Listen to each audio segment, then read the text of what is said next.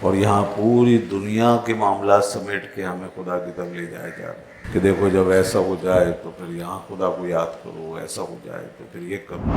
یہ جو سن ایکلپس ہوتا ہے، سولر ایکلپس، یہ ایک گویا کہ فینومینا ہے اللہ تعالیٰ کی اس کائنات میں، یہ ایک واقعہ ہے، ایک حادثہ ہے۔ اسی طرح چاند گرہن ہوتا ہے، وہ بھی اللہ تعالیٰ کی اس دنیا کی ایک نشانی ہے۔ مٹیریلسٹ قسم کے جو لوگ ہوتے ہیں، سائنس کی دریافت کو سمجھتے ہیں جیسے کہ اب دین کی ضرورت ہے۔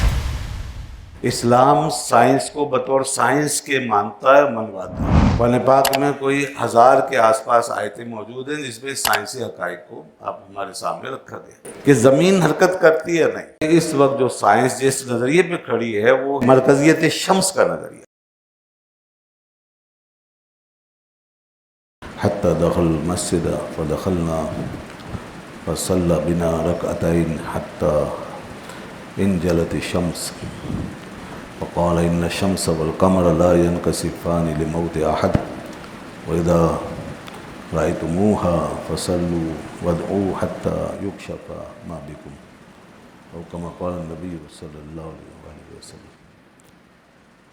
درود پاک پڑھیے۔ اللہم صلی علی سیدنا و مولانا محمد وعلی آل سیدنا و مولانا محمد وبارک وسلم وصلی علیہ صلاۃ وسلام علیک یا سیدی یا رسول اللہ وعلی آلک و اصحابک یا حبیب اللہ۔ آج جو باب پیش نظر ہے یہ ہے باب الصلاۃ فی کسوف الشمس، یعنی سورج جب گرہن لگ جائے تو اس میں نماز پڑھی گئی ہے، اس نماز کا یہاں ذکر ہے۔ اسلام میں ہر چیز کے آداب ہیں، زمین پہ پیش آنے والے واقعات، آسمانوں میں کوئی نشانی اگر ظاہر ہو رہی ہے، کائنات میں کوئی تبدیلی آ رہی ہے، انسان کے معاملات میں کوئی باتیں پیش آ رہی ہیں، ہر جگہ تو ہمارا دین وہ ساری چیزوں کو احاطہ کرتا ہے اور ہمیں ہر طرف سے اللہ تعالیٰ کی طرف متوجہ کرتا ہے۔ مگر ہم تو غافل ہیں، ہم تو نمازیں بھی ایسے پڑھتے ہیں جیسے میں نے پچھلے درس میں بتایا تھا، قرآن شریف کے درس میں، کہ ہماری تو نمازوں میں نہیں پتہ ہوتا کہ ہم کہاں کھڑے ہیں، اور یہاں پوری دنیا کے معاملات سمیٹ کے ہمیں خدا کی طرف لے جایا جا رہا ہے کہ دیکھو جب ایسا ہو جائے تو پھر یہاں خدا کو یاد کرو، ایسا ہو جائے تو پھر یہ کرو، کہاں نماز پڑھو، کہاں کون سی دعا مانگو، کہاں کس طرح عاجزی اور خشوع و خضوع کرو، اور کہاں صدقہ خیرات کرو، یہ سب چیزیں بتائی جا رہی ہیں۔ اب دیکھیں یہ بھی پورا باب ہے اور نبی پاک صلی اللہ علیہ وسلم کی زندگی کا اور سیرت طیبہ کا ایک حصہ ہے کہ جب سورج گرہن لگتا تھا، سورج کو گرہن ہوتا تھا تو آپ نماز پڑھتے تھے اور تمام حاضرین اس وقت مسجد میں جمع ہو جاتے اور آپ صلی اللہ علیہ وسلم ان کو نماز پڑھاتے تھے۔ یہ نفل نماز، نفل کے طور پہ پڑھی جاتی تھی یہ نماز، اور سورج گرہن کی نماز اس کو کہتے ہیں صلاۃ الکسوف۔ تو انشاءاللہ اس کے بارے میں آگے مزید تفصیلات آئیں گی، لیکن آج ہم کچھ باتیں پہلے سورج گرہن کے بارے میں کرتے ہیں، پھر کچھ اور باتیں آپ کے سامنے کرتے ہیں۔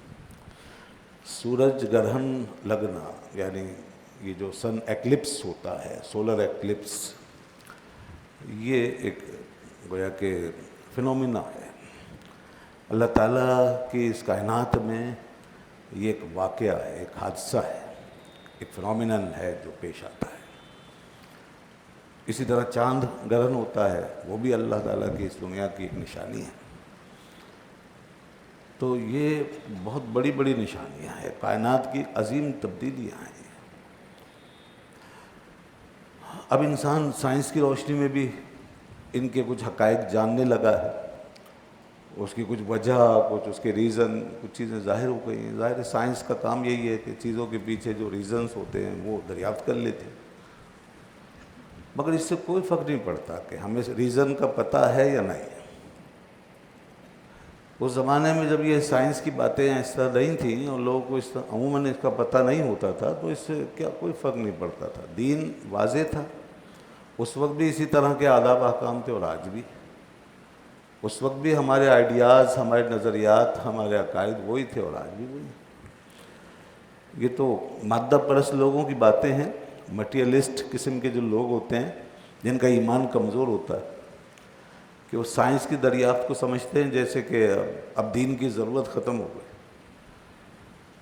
اور یہ ساری جو باتیں دین کی ہیں یہ اس زمانے کی باتیں جب سائنس نے ہمیں کچھ بتایا نہیں تھا۔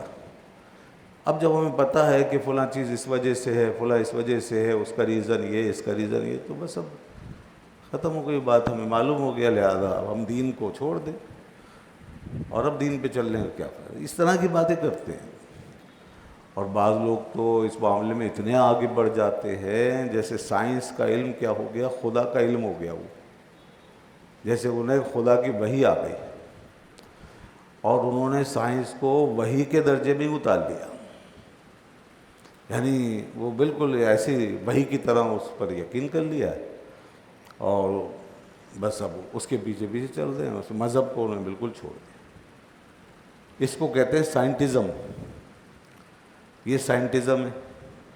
سائنٹزم بالکل کفر ہے۔ سائنٹزم کا مطلب ہے سائنس کو مذہب کے طور پہ اختیار کرنا۔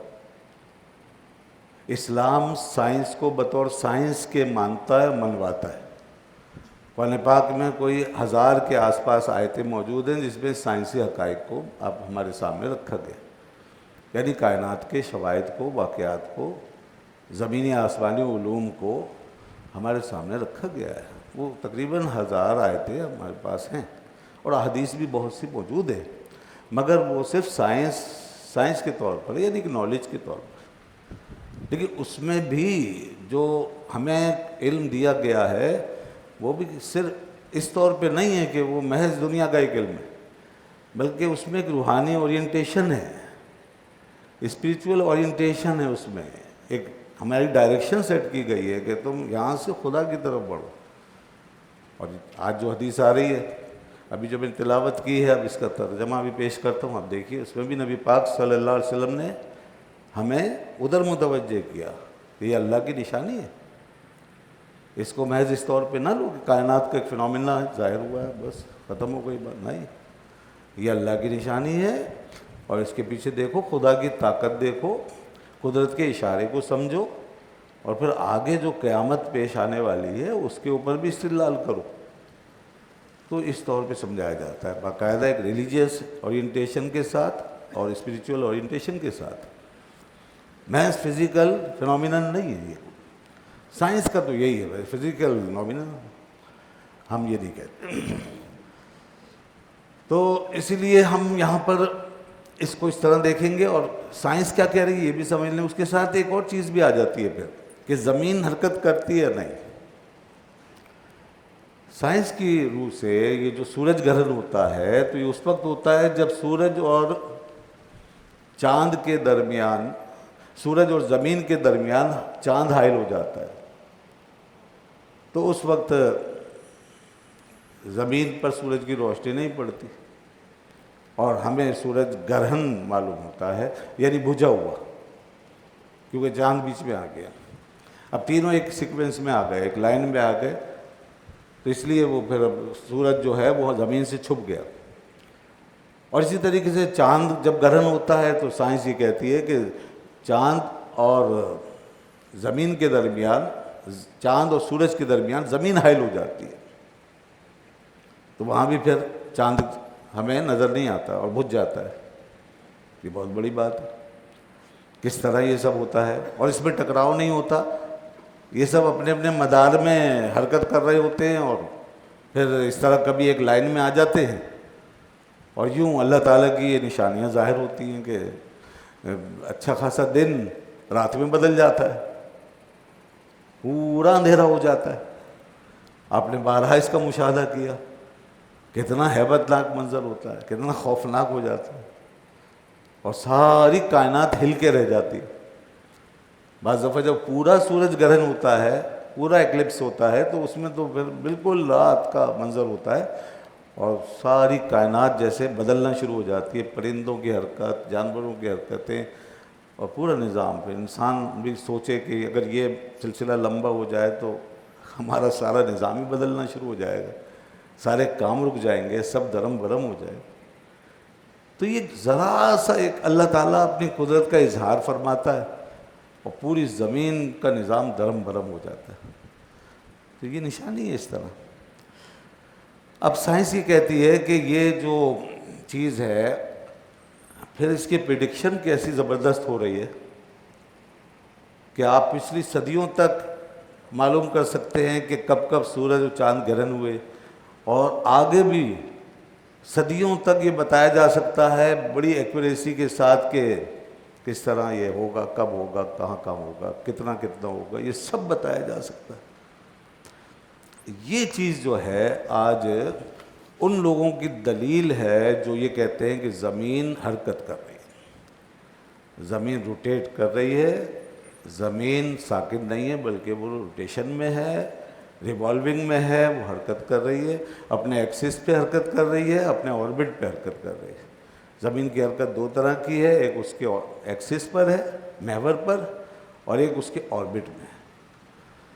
جو ایکسس پہ حرکت کر رہی ہے اس سے وہ 24 گھنٹے کی حرکت ہوتی ہے، چونکہ اس سے 24 گھنٹے یعنی دن اور رات یہ بن جاتے ہیں، اور جو آربٹ پہ حرکت کر رہی ہے اپنے مدار پر، وہ 365 دنوں کا ہوتا ہے، تقریباً 365 سم تھنگ کچھ ہے، تو وہ پورے سال اور سال کے موسم اس سے وہ بنتے ہیں۔ یہ سائنس نے کہا، اور یہ جو ہم پیشین گوئی کر رہے ہیں، پریڈکشن کر رہے ہیں آج ایکوریٹ، یہ اسی لیے کر رہے ہیں۔ اگر یہ حرکت نہ ہوتی تو یہ پریڈکشن نہیں ہو سکتی تھی۔ یہ بڑی ایکوریسی کے ساتھ جو ہو رہا ہے یہ اسی لیے ہو رہا ہے، یہ ان کی دلیلیں ہیں۔ اس کے علاوہ اور بھی انہوں نے دلائل دیے ہیں۔ بہرحال اب سائنس کا یہ بڑا مسلمہ بن گیا ہے کہ زمین حرکت کر رہی ہے۔ اس میں فوکو پینڈولم کا بھی ہے، جو 1855-56 میں ایک شخص نے باقاعدہ ایک پینڈولم کے ذریعے سے یہ دریافت کیا تھا کہ زمین کیسے حرکت کر رہی ہے۔ اس نے بھی ایک کامیاب تجربہ کیا تھا۔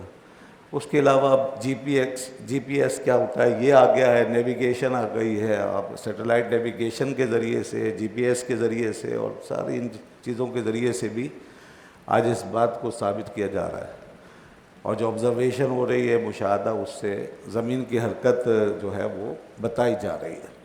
بہرحال سائنس کے یہاں بڑے مسلم دلائل کے ساتھ اب یہ بات مانی گئی ہے، اور تقریباً تمام سائنٹسٹ جو ہے اس بات سے متفق ہے کہ زمین متحرک ہے، اور اسی کی وجہ سے یہ سسٹم جو ہے دن اور رات کا اس کا چل رہا ہے۔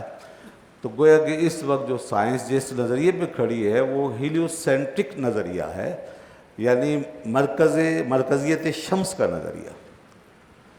لیکن اس مرکزیت شمس کے نظریے میں ایک مسئلہ ہے، جہاں پر قرآن براہ راست پھر وہاں ہمیں خطاب کرتا ہے، وہاں پر ہمیں آنا پڑے گا۔ یہ حرکت زمین کے مسئلے میں تو کوئی ایسی واضح بات نہیں ہے قرآن یا حدیث میں، اور یہ ایسا دینی اور ریلیجیس مسئلہ نہیں ہے کہ ہم اس کو قرآن حدیث کے خلاف سمجھیں۔ اس لیے بعض علماء جو ہیں وہ اس طرف گئے ہیں کہ زمین حرکت کر رہی ہے، زمین کی حرکت کے قائل، بلکہ بہت سے علماء، ابھی جدید دور کے علماء اس طرف گئے۔ البتہ کچھ قدیم علماء میں زمین کی حرکت کے خلاف نظریات پائے گئے ہیں، ان کے اپنے نظریات تھے، ان کے اپنے دلائل تھے، جدید سائنس کے سامنے آنے سے پہلے۔ اس وقت جو نظریہ چل رہا تھا وہ جیو سینٹرک نظریہ پوری دنیا میں رائج تھا۔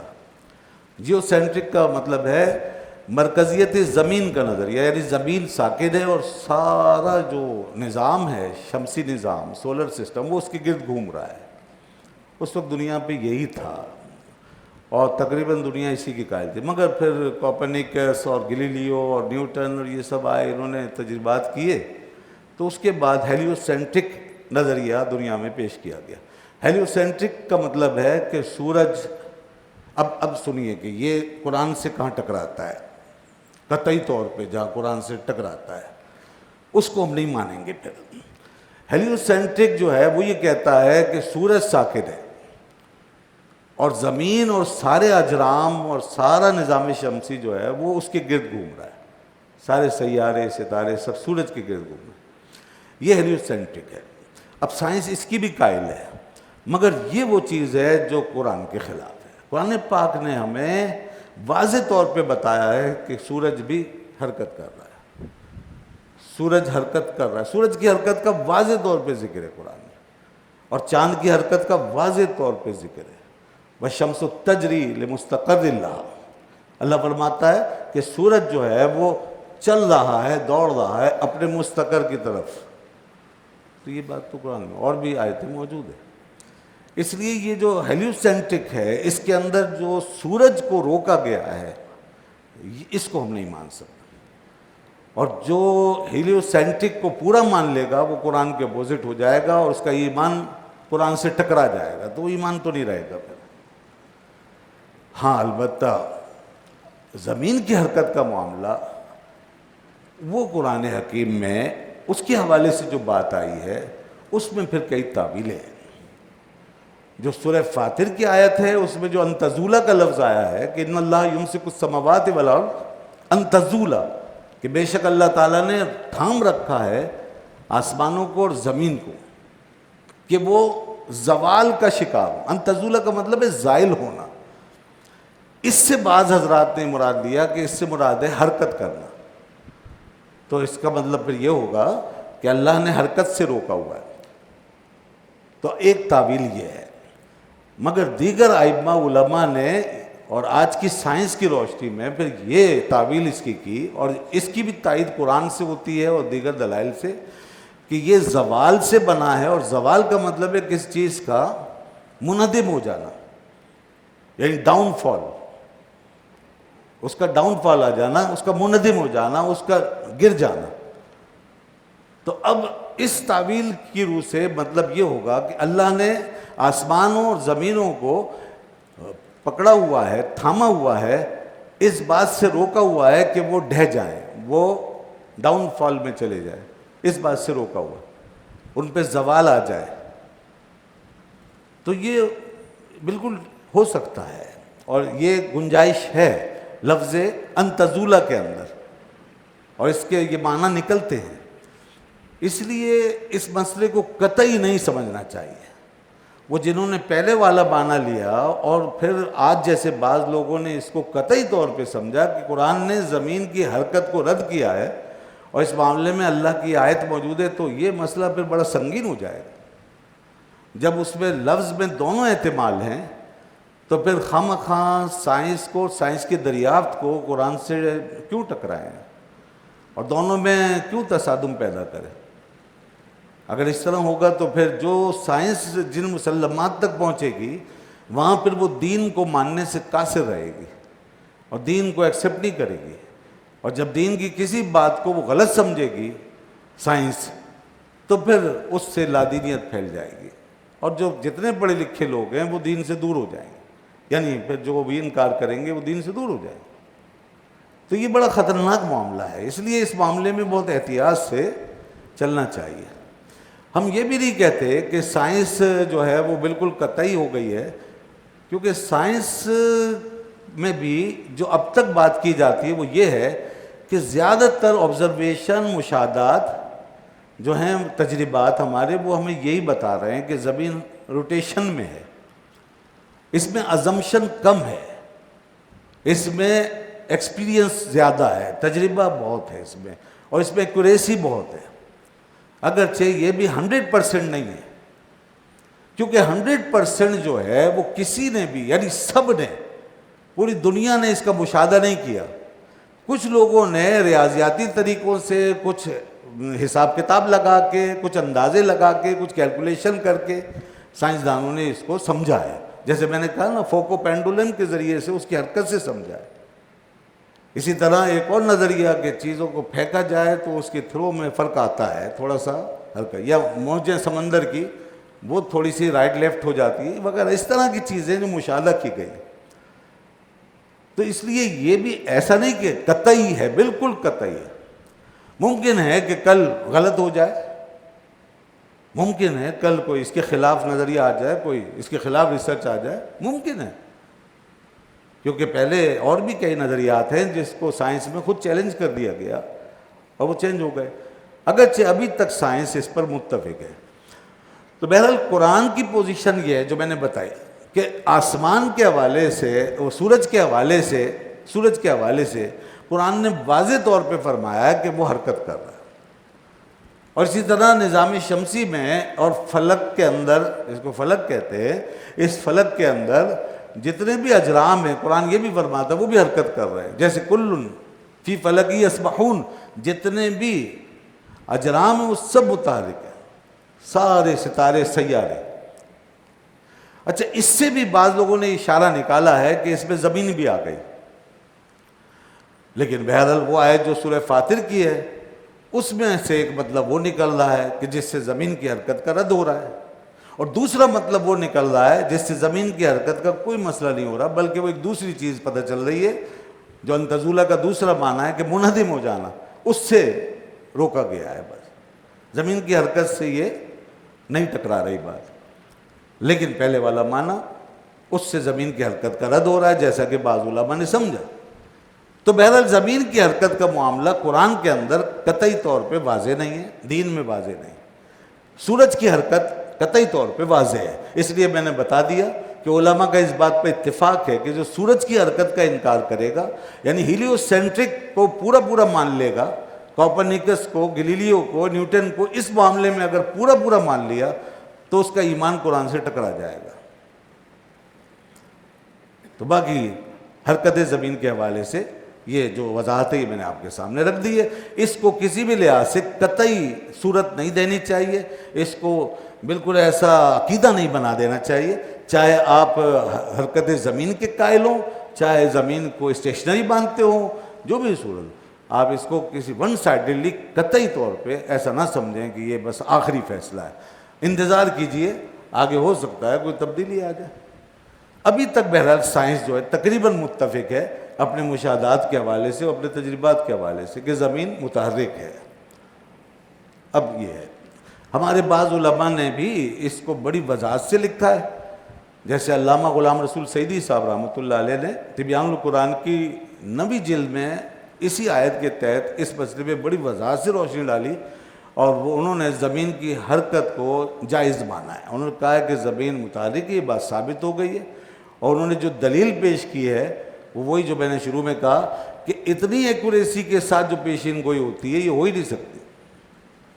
یعنی سورج گرہن کی پیشین گوئی، چاند گرہن کی پیشین گوئی اور صدیوں تک کی پیشین گوئی یہ حرکت زمین کی وجہ سے ہی ہے کہ وہ اس پوری کیلکولیشن کرتے ہیں، ناپتے ہیں، انہیں معلوم ہے کہ کتنے سالوں کے بعد کس وقت یہ فینومینا ہو جائے گا، اس لیے وہ بتا دیتے ہیں کہ سورج اور چاند اب اس وقت گرہن ہوگا، اور ہو جاتا ہے. تو انہوں نے یہ دلیل دی ہے اور کہا ہے کہ یہ بات اب سائنس میں مسلم ہے. اور اس کے بعد انہوں نے یہ کہا کہ جو لوگ اس کے خلاف کھڑے ہیں اور بالکل اس کے اگینسٹ بات کر رہے ہیں تو وہ آج کل کے لوگوں کو اور سائنس پڑھنے والوں کو اور ماڈرن قسم کی اس دنیا کو وہ اسلام کے قریب نہیں لا سکیں گے. اس سے پھر وہ جو جدید دنیا ہے وہ اسلام سے دور ہو جائے گی، جیسا کہ میں نے ابھی پیچھے کہا. یہ علامہ غلام رسول سعیدی صاحب رحمۃ اللہ علیہ نے پوری اس پہ بحث کی. اسی طرح اور علماء نے بھی گفتگو کی ہے. اب آئیے اس کے بعد پھر ہمیں دینی لحاظ سے کیا آداب دیے گئے ہیں، کیا ڈیکورم ہمارے لیے رکھا گیا ہے. آئیے اس دینی ریلیجیس ڈیکورم کو سمجھیں کہ وہ کیا ہے، وہ آداب کیا ہیں. فرمایا کہ صحابہ کرام کہتے ہیں کہ رسول اللہ صلی اللہ علیہ وسلم کے پاس ہم موجود تھے. فن کا سفد شمس، سورج گرہن ہو گیا. فقام رسول اللہ صلی اللہ علیہ وسلم یجر رداءہ، تو نبی کریم صلی اللہ علیہ وسلم کھڑے ہو گئے اور اپنی چادر گھسیٹتے ہوئے تشریف لے گئے. آپ بڑی بے چینی کے ساتھ، اضطراب کے ساتھ اٹھے اور آپ نے چادر کی پرواہ نہیں کی، جیسے کوئی عجلت میں اور جلدی میں بھاگتا ہے. یہ کیفیت رسول خدا پہ طاری ہو گئی اور ہم دیکھ رہے تھے کہ حضور چادر گھسیٹتے ہوئے تشریف لے جا رہے تھے. اور کہاں تشریف لے گئے؟ حتی دخل المسجد، آپ مسجد میں داخل ہو گئے فوراً. یعنی یہ جو معاملہ ہوا ہے اس سے آپ صلی اللہ علیہ وسلم کے اوپر خوف کی جو کیفیت تھی اس کا پتہ چل رہا ہے. یعنی جب ایسی کوئی چیز ظاہر ہوتی تھی تو اس وقت آپ کی بندگی کا اظہار اس طرح ہوتا تھا، اور یہ ایک بندے کی شان ہے. جیسے میں نے پہلے بتایا تھا کہ بارش کے وقت کیا اثرات مرتب ہوتے تھے، ہوائیں چلتی تھی اس وقت کیا کیفیت ہوتی تھی، تو اس طرح کے تغیرات کے وقت نبی پاک صلی اللہ علیہ وسلم اللہ کی ہیبت و جلال سے لبریز ہو جاتے تھے. آپ پر ایک خدا کا ایک خوف، اس کا اثر جو ہے وہ طاری ہو جاتا تھا. یہ گویا براہ راست اللہ کے دست قدرت کو دیکھنے کا نتیجہ ہے، کس طرح خدا اپنی کائنات کو چلا رہا ہے. یہ وہی سمجھے گا اس بات کو. ہم اور آپ تو حجابوں میں ہیں، پردوں میں ہیں، اور جیسا کہ اب سبب در سبب اس کے پیچھے بھاگ رہے ہیں کہ بھئی سائنس نے بتا دیا، سائنس، یہ سب کچھ تو ہمیں ہو گیا، لیکن خدا کی جو قدرت ہے، اس کا دست قدرت جو ایکٹیو ہے وہ ہمیں نظر نہیں آ رہا. اگر ہمیں پتہ ہو، جیسے ہمیں پتہ ہے کہ یہ پنکھا، یہ بلب، یہ کرنٹ ہے پیچھے، بجلی ہے، اس سے چل رہا ہے، لہذا ہم اس کو جب دیکھیں گے، اس کو اگر چھوئیں گے تو ہماری حالت بدل جائے گی. اور اگر وہ ہمارے پیش نظر نہیں ہے تو ہمیں کوئی خوف نہیں ہے، لیکن اس کے پیچھے جو کرنٹ ہے، اس کا جو خوف اور ہیبت ہے وہ اسی کو پتہ چلے گا جب آپ اس کو چھوئیں گے ڈائریکٹ. پھر اس سے پیار ویار ختم ہو جائے گا آپ کا، پھر اس سے بالکل آپ بیزار ہو جائیں. بس اسی طرح اللہ کے بندے جب اس کائنات کے پیچھے خدا کا دست قدرت دیکھتے ہیں اور اس کی پاور، تو وہاں سے پھر ایک جلال آتا ہے، ہیبت آتی ہے کہ اللہ تو کس طرح کا اظہار فرما سکتا ہے، اور یہ کائنات کس طرح تیرے دست قدرت میں کام کر رہی ہے. یہ ہے وہ کیفیت. اس کیفیت میں اور اس سائیکولوجیکل کیفیت میں بہت فرق ہے، جس کو جیسے نفسیاتی کمزوری کے حوالے سے لوگ ایسی چیزیں دیکھ کے ڈرتے ہیں، وہ ایک الگ بات ہے، وہ بیماری ہے، وہ بیماری ہوتی ہے، وہ ذہنی کمزوری ہوتی ہے. یہاں اس کا بالکل کوئی شائبہ نہیں، اس طرف ذہن بالکل نہ جائے. یہ ایک روحانی معاملہ ہے، یہ براہ راست خدا کی قدرت کا مشاہدہ ہے. تو یہ وہی لوگ دیکھ سکتے ہیں جن کو اللہ کی معرفت حاصل ہے، اور نبی پاک سے زیادہ کوئی اللہ کی معرفت نہیں رکھتا. آپ نے فرمایا انی اعرفکم، میں تم میں سب سے زیادہ اللہ کو پہچانتا ہوں. انی اعرفکم باللہ، میں سب سے زیادہ اللہ کو پہچانتا ہوں، سب سے زیادہ اللہ کا علم رکھتا ہوں. یہی وجہ ہے کہ اس قسم کے جب مظاہر اور فنومیناز ظاہر ہوتے تو پھر آپ پر یہ کیفیت طاری ہو جاتی تھی. تو آپ چادر کو کھینچتے ہوئے مسجد میں تشریف لے گئے، فدخلنا، بس ہم بھی داخل ہو گئے، فصلی بنا رکعتین، پھر آپ نے 2 رکعتیں ہمیں پڑھائی، حتیٰ انجلت الشمس، یہاں تک کہ سورج کھل گیا. یہ نماز اتنی لمبی پڑھائی آپ نے کہ جب تک سورج گرہن رہا آپ نماز پڑھاتے رہے، نماز جاری رہی، اور سورج کھل گیا تو پھر نماز مکمل فرما لی. فقال، اور آپ نے اس کے بعد ارشاد فرمایا ان الشمس والقمر لا ينکسفان لموت احد. اب ایک نظریے کی اصلاح فرمائی، ایک واہمہ، ایک توہم، سپرسٹیشن جو لوگوں میں اس وقت پھیلا ہوا تھا کہ یہ سورج چاند گرہن ہوتے ہیں تو اس کی وجہ یہ ہوتی ہے کہ کوئی مر گیا ہے، کوئی حادثہ ہو گیا ہے، کوئی بڑا واقعہ ہو گیا ہے. تو یہ سمجھتے ہیں لوگ، جیسے وہ ستارے نہیں شہاب ساق میں گرتے ہیں تو اس کو بھی ہمارے یہاں آج تک یہ سمجھا جاتا ہے کہ کسی کی موت واقع ہو گئی، اس کا ستارہ گر گیا. یہ جہالت ہے، یہ لا علمی ہے. تو اس وقت بھی ایسا سمجھا جاتا تھا. اور اتفاق سے آپ صلی اللہ علیہ وسلم کے لخت جگر حضرت ابراہیم کا وصال ہو گیا، 9 ہجری میں ان کا وصال ہوا. اس وقت یہ واقعہ پیش آیا. اسی دن جس دن وصال ہوا اس دن سورج گرہن ہو گیا. اب لوگوں نے دونوں چیزوں کو جوڑ لیا اور کہا بھائی یہ تو دیکھو وہی بات ہو گئی کہ ایک اتنا بڑا حادثہ ہوا، اللہ کے نبی کا بیٹا دنیا سے رخصت ہوا ہے اور یہ سورج گرہن ہو گیا. تو یہاں پر اصلاح کی ضرورت تھی، اس لیے آپ نے فرمایا دیکھو سورج اور چاند کسی کی موت کی وجہ سے منکسف نہیں ہوتے، اور یہ جو گرہن ہے یہ اس کی وجہ یہ نہیں ہے. تو آج سائنس نے بھی بتا دیا کہ کیا ہوتا ہے. تو اس طرح ہماری ایک نالج میں اضافہ ہو گیا. اس لحاظ سے سائنس ہمارے لیے اچھی چیز ہے کہ تصدیق ہو گئی کہ اس کا تعلق ان چیزوں سے نہیں ہے جو لوگ سمجھ، بلکہ یہ ایک سائنٹیفک ریئلٹی ہے. لیکن دوسری طرف اب اس ریئلٹی میں نہیں کھو جانا. آگے پھر میں نے جیسے کہا کہ روحانی اورینٹیشن، فرمایا وَإِذَا رَأَيْتُمُوهَا، تو جب تم اس کو دیکھو فَصَلُّوا، تو نماز پڑھو، وَادْعُوا، اور دعا کرو، حَتَّى يُكْشَفَ مَا بِكُمْ، یہاں تک کہ جو تمہیں پیش آ گیا ہے معاملہ اس سے تم نکل جاؤ اور وہ چیز تم سے کھل جائے. تو یہ حکم ہے جناب. تو یہ طور پر لیا جائے۔ اگلی حدیث میں نشانی کی بات کی گئی ہے، وہ بھی میں پڑھ دیتا ہوں، اور گفتگو تقریباً ہو چکی ہے، اب اگلی حدیث کا مضمون بھی سن لیجئے۔ یہ ابو مسعود رضی اللہ عنہ ہیں، فرماتے ہیں قال النبی صلی اللہ علیہ وسلم ان الشمس والقمر لا یخسفان، کہ آپ نے فرمایا کہ بے شک سورج اور چاند یہ گرہن نہیں ہوتے، لموت احد، کسی کی موت کی وجہ سے، من الناس، لوگوں میں سے، وَلَكِنَّهُمَا آیَتَانِ مِنْ آیَاتِ اللَّهِ، لیکن یہ اللہ کی نشانیوں میں سے دو نشانیاں ہیں۔ فَإِذَا رَأَيْتُمُوهَا، تو جب تم ان کو دیکھو، فَقُومُوا، تو کھڑے ہو جاؤ، فَصَلُّوا، اور نماز پڑھو۔ اس میں بھی یہی بات فرمائی گئی کہ نماز پڑھو۔ اور اس سے اگلی حدیث میں بھی یہی فرمایا ان الشمس والقمر لا یخسفان لموت احد ولا لحیاتہ، نہ کسی کی موت کی وجہ سے نہ کسی کی حیات کی وجہ سے، ایک زندگی کا بھی اب یہاں ذکر کر دیا، یعنی کوئی چیز نہیں ہے ایسی کہ جس کی وجہ سے سورج اور چاند گرہن ہو، وَلَكِنَّهُمَا آیَاتَانِ مِنْ آیَاتِ اللَّهِ، لیکن یہ تو نشانیاں ہیں۔ فَإِذَا رَأَيْتُمُوهَا فَصَلُّوا، تو اس میں بھی یہی فرمایا۔ اور اس سے اگلی حدیث جو ہے اس میں بھی یہی فرمایا کہ جب تم ایسا دیکھو تو نماز پڑھو، وَادْعُوا اللَّهَ، اور اللہ سے دعا کرو۔